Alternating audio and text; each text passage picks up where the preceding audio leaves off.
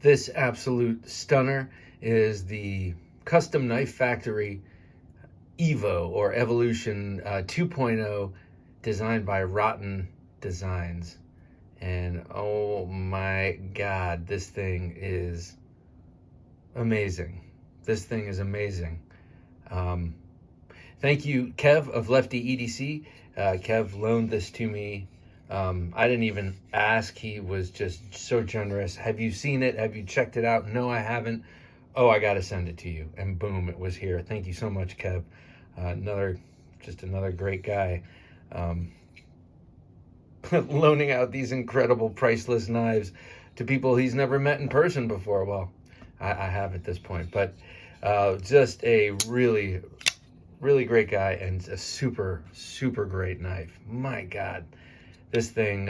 So I'm gonna gush for a minute, and then I'm gonna get that out of my system and tell you what I know, which isn't much about this knife. I will tell you this: when the Evo 1, this is the 2.0, which is, to my eye, a perfected version of the vision of this knife. But when the first one first came out, my reaction, I'm ashamed to say, was a little bit like, oh my God, that looks exactly like a Strider. And when I didn't see them together, I could see how they looked the same. And so just by extension, I'm using this 2.0. This is a Strider SMF, and they look vaguely the same in that they have opening holes, they have large jimping, and their handles have both a choil, have two finger choils, and then widen out, towards the pommel. But that is really, so when you have them together, you can see they just share certain knife characteristics, just like these two knives do. And so anyway, I don't know why. Sometimes when something new comes out and people go bonkers over it, I try and find reasons why I don't like it. And I think that was my reason. And then once I succumbed and to the beauty of the knife and to what everyone was saying about it, I allowed myself to be attracted to it like everyone else. Okay, so this version 2 to me is, the first one was cool. This is dramatically cooler. This is just, the subtle changes are just make this beautiful. Removing the individual finger choils and sort of neutralizing a little bit of the handle, taking the blade and slendering, making it a little bit more slender. What are people calling this? I don't know. Reverse tanto, I bet is what I'm calling it a clip point. Who knows? I always feel this need to try and characterize everything. I mean, it's a one hell of a weird clip point, or maybe it's a modified clipped drop, or maybe it's a modified Wharncliffe, or a bellied Wharncliffe. I don't know. It doesn't matter, because it's just stunning, and it's ground like a straight razor. It is so damn thin. And then here's the icing on the cake with this blade. This is Jerad Neeve's edge. So Jerad of Neeve's Knives, expert sharpener. He's done a couple of my knives. Put that final edge on this knife. So you're taking an already very thinly ground, hollow ground M390 blade with a nice big belly. It's already a slicing device, and just putting this incredible edge on it. You can hear how thin it is. I am in awe of this knife. I've been putting off this video for about 2 weeks because I knew after the video, I have no reason to keep the knife around. So look at that jimping. Look at that nice chamfer. Turns into sort of a swedge. Oh, it's so nice.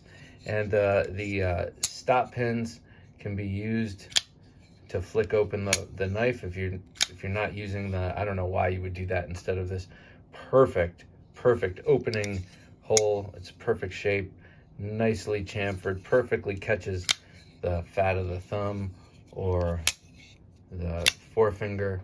The action on this is just really, really good. I think Lefty may have put skiff bearings in here. I could be mistaken. He did some aftermarket stuff with it, like this Timascus clip, which is just so cool. What an awesome material that is. This is made by yet another one of those little cottage industry folks who does something great, like make your Evo even better. Perfectly centered. This side is nice. This carbon fiber is a nice shred carbon fiber. Keeps the knife nice and light. Nice big stop pin, that jimping. I love this sort of bronze washed, dark washed titanium. So nice big hardware there. And I don't even know what that is, 20, maybe a T20. Look at this side here. I'm guessing that's the Rotten Designs logo. I'm not sure though. But I love this sort of texture. It's almost like bark texture or a wood grain texture. It looks like a board almost in that titanium. Oh. This is one that I would love to have. I have not carried this, nor will I. I think there was a little bit of a dare. Go ahead, no one ever carries that. Go ahead, carry it and use it. I'm like, I'm not gonna be the one who takes this perfectly beautiful knife and drops it on that perfectly beautiful tip. It will not be me. So I'm not gonna carry this. Should you ever have to hold it like this, man, that does feel good. How would that blade do at piercing? I think it would do pretty well. As a self-defense knife, let's look at this like a self-defense knife for a moment. I think it'd be outstanding. You have that nice sweeping, slashing, very thinly ground blade, but the angle at which it's presented to your hand, your knuckles, is downward, kind of like for lack of a better term, the way a kukri or any sort of Filipino knife with that downward facing blade. It accelerates the cut. As your hand is moving past the material, the blade has already gone through the material. So you get that sort of downswept motion or downswept shape here if you were to use this knife in a standoff range like that. And then with that tip, yeah, I think you could do a lot of damage with that tip. I think we tend to think of dagger tips as being perfect for thrusting, and they are, of course, but this also would be nasty because I believe it would widen out a nice big channel. I shouldn't say nice, but I think it would make a pretty nasty wound, just given how thin and sharp the majority of that blade is, and then how tall the blade is, and how relatively wide and wedge-like the tip is. So not just a pretty face. I think this thing could also get ugly if it needed to. But I mean, you can say that about just about anything, right? You take this speaker and use it for ill intent. But anyway, that's a stupid thing to say. But very nice all around texture and feel and ergonomics and action and design and just refined perfection.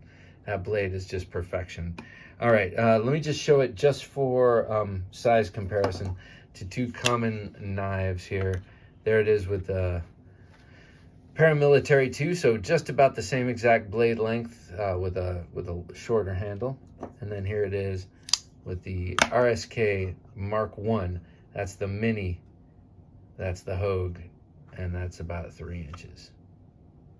So it gives you a good idea of this. It's definitely a full-size knife, but not huge and not unmanageable, and just offers so much versatility. You could do so much. This could be such a great working knife if you were able to bring yourself to use this for that purpose. Otherwise, it would just make a good daily companion for whatever chore you need, no matter what your day is going to bring you. Because look at that. All right. Thank you for watching. Kev, thank you so much for loaning me this sweet, sweet beast. I will have it back in the mail to you post haste. What a looker. All right. Better to have loved and lost than never to have loved at all. Thanks for watching.